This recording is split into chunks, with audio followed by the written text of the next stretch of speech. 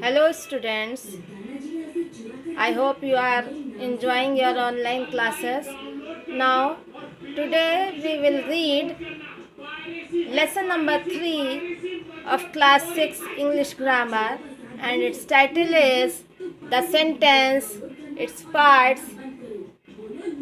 So, in your previous lesson you have studied about the definition of sentence. We'll again revise what is the definition of sentence. Sentence is a group of words in a particular order to make a complete sense. So, when a group of words make a complete sense and is written in a particular order, then it is called the sentence. Now, we will know about how the sentence can be divided into parts. So, we will know that it is divided into two parts. We can divide the sentence into two parts. What are those two parts? The first part is the subject and the second part is the predicate. We will now know about the definition of the subject. So, what is the definition of subject? A person or a thing about which something is being said is called the subject. So, when we talk about something, some person or thing, then it will be called the subject. Then we will know about the predicate. So, what is the definition of predicate? What is said about the subject is called the predicate. So, part of the sentence which describes about the subject, all that part is called the predicate. Now, we will see some examples. First example is given here. We will see Ram is a good player. In this sentence, Ram, which is written in the box, is the person or a thing about which something is being said.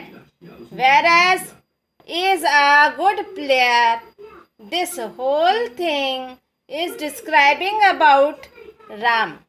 That Ram is a good player. So, the first part which is in the box will be the subject of the sentence and the remaining underlined part will be the predicate. In the same way, second sentence, roses are beautiful flowers. Here, about what we are talking? We are talking about roses, the name of some flower, and we are describing it that are beautiful flowers. So, are beautiful flowers is the part which is describing about roses or telling you about the roses. So, this part is the predicate of the sentence. In the same way, we'll read about the third sentence. English is spoken all over the world, in which English is the thing about which we are saying something, and is spoken all over the world is the part which is describing about or which is saying something about English, which is the subject. So, this is the subject, English is the subject, and is spoken all over the world is the predicate. Now, if you get some sentences, how will you come to know about the difference in the subject and predicate? How we will separate them? So, we have to remember that to find a subject, we ask questions. Questions like who we are talking about, what we are talking about. When we ask question who and what, and we get the answer of that whole thing कि किसके बारे में बात की जा रही है या किसकी बात की जा रही है, उसके बाद जो हमें आंसर मिलता है वो आंसर सब्जेक्ट होता है सेंटेंस का. predicate कैसे find करेंगे? How we will find the predicate? To find the predicate, we will see that predicate always start with a verb in it.